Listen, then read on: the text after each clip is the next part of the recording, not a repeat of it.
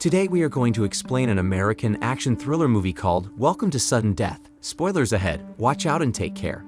The film opens with an intense scene from a Middle Eastern country that is plagued with war. In a small hideout, a squad of American Special Forces men are being kept hostage by hostile kidnappers. They are subjected to cruel interrogation and torture. As the kidnappers are about to unleash hell on one of the female soldiers, Captain Jesse Freeman intervenes and pulls a smart move to save the girl soldier by convincing the kidnappers that she knows nothing. The opposing soldiers become furious at Jesse and grab him for interrogation. Jesse refuses to reveal any information despite being electrocuted and tortured. When the ops fail to get the words out of Jesse and his comrades, they start fighting with one another and create internal conflicts. As the ops continue the infighting, Jesse pretends to pass out. While the captors think Jesse's of no use, Jesse quickly releases his bindings and launches an unexpected attack on them. He puts up a fierce fight, saving the lives of his comrades and defeats their captors at last. Though, it turns out they have a lot more to clean. After their victory, Jesse and his team find out that their captors had detonated a bomb in the hideout, which ultimately leads Jesse and his team to make a risky escape. The explosive explodes as they run, seriously wounding all 3 soldiers except Jesse. After a few years, it is shown that Jesse has left the military and is living a quiet life with his new family. He is now married to a beautiful woman named Alicia and has 2 children, Ryan and Mara. To lay low, Jesse works as a security guard. He starts taking his job too seriously and becomes absent from his wife and children's lives. Alicia takes notice of this and wishes for her husband to prioritize the family like he used to. Meanwhile, the fragile relationship between Ryan and Mara further causes differences and gaps in the family. Jesse chooses to follow Alicia's advice and spend quality time with his kids out of concern for their well-being. He picks his workplace as a picnic spot for the family. He is a security guard at an NBA club. Surprisingly, the day Jesse's family visits the club, a special basketball game is announced, so Jesse requests them to join the audience and watch the match. He assures them that it will be an incredible experience and reveals that the governor, Mr. Paul, and his mayor, Mrs. Christine, would also be accompanying the stadium's newly wealthy owner, Diana. The family becomes excited to hear the news. Meanwhile, Diana and her boyfriend arrive in another area of the stadium where they get surrounded by media members and spectators. Returning to Jesse, he shows Ryan and Mara around the stadium while introducing them to Devlin Montes, his supervisor, and Gus, the janitor. The kids are fascinated and want to learn more after getting a behind-the-scenes look at how the stadium operates. Due to some suspicious people trying to enter as Wi-Fi service officers, the stadium security guards are seen to be on high alert. They speculate and examine those people before being permitted to enter. As Ryan and Mara are driven to their seats by Jesse, 2 rowdy onlookers raise a commotion. Jesse steps in to stabilize the circumstance, leaving Ryan and Mara temporarily alone in another area of the stadium. The governor, Paul, and mayor, Christine, are delighted to welcome the new owner, Diana, and her lover, Millie Hip. They thank Diana for her contributions to the growth of the city, including running the cherished basketball arena. Unknown to everyone, a group of trespassers enter the stadium dressed as Wi-Fi service officers, directed by Job.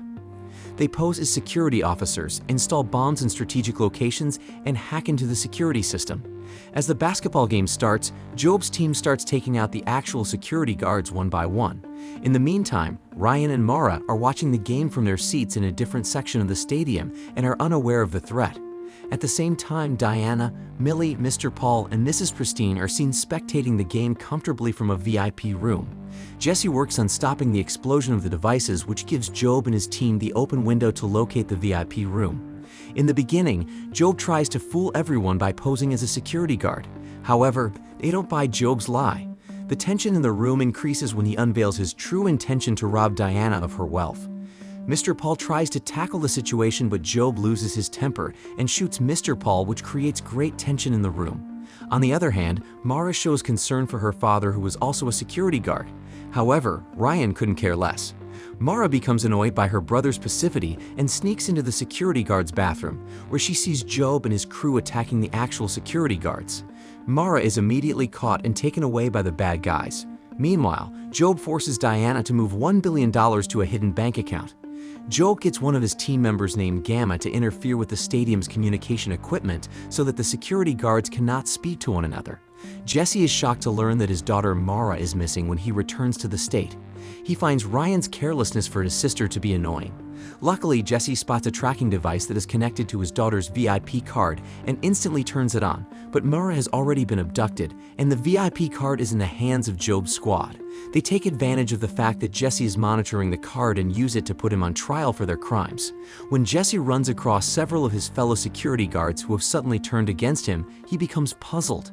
Jesse feels threatened by the security guards, so his defense instincts kick in, and he takes down the security guards who are Job's people in real. Another security guard named Gus approaches Jesse after he is done beating up Job's crew. On that particular day, Gus observes something peculiar about the security personnel and informs Jesse of his concerns. Gus and Jesse travels to the security center, but it is already too late. The territory is now under the hands of Job's crew. While Jesse and Gus hide from Job's guys, Jesse takes notice of the advanced weapons that the bad guys have. He doesn't take the bad guys lightly because he has estimated through the weapons that they are up against a very dangerous gang of criminals. Meanwhile, Diana identifies Job for the first time as a former CIA agent who was sacked for the assassination of a Muslim family he claimed to be terrorists. As soon as Diana tells the others about this, Job becomes upset and threatens Diana. As Gamma is putting the finishing touches on a bomb, Jess and Gus come across him. Gamma is questioned by Jesse about her security base and tablet and whether or not she is a new security guard, but she is unable to answer his inquiries. Gamma is difficult to capture despite Jess's best efforts.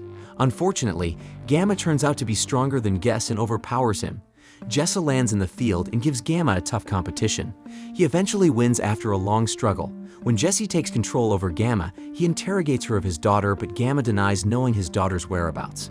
Before Jesse can get some useful information out of Gamma, she shoots herself in the head, staying loyal to Job. After the Gamma incident, Jesse uses his military experience to swiftly disarm the device that Gamma had planted before bashing her brain out. After the threat was removed, Jess and Gus focused their attention on freeing Mara and the other hostages who were still held captive within the stadium.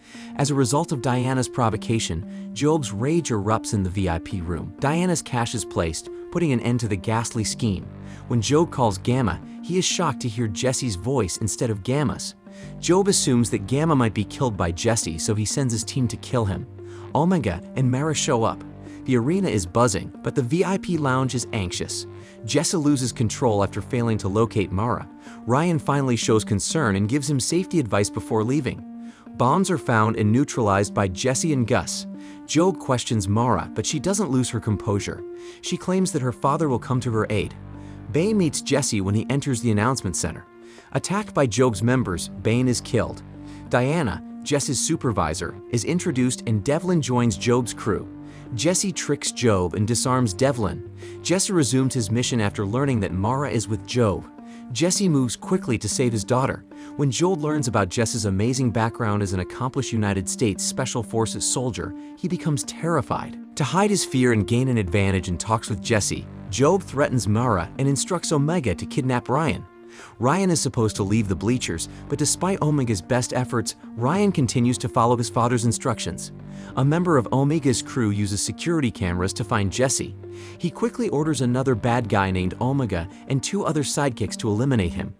Jesse, who is looking for Mara, outsmarts the other 2 and pulls them into a room where, with the help of his military training, he easily disposes of them.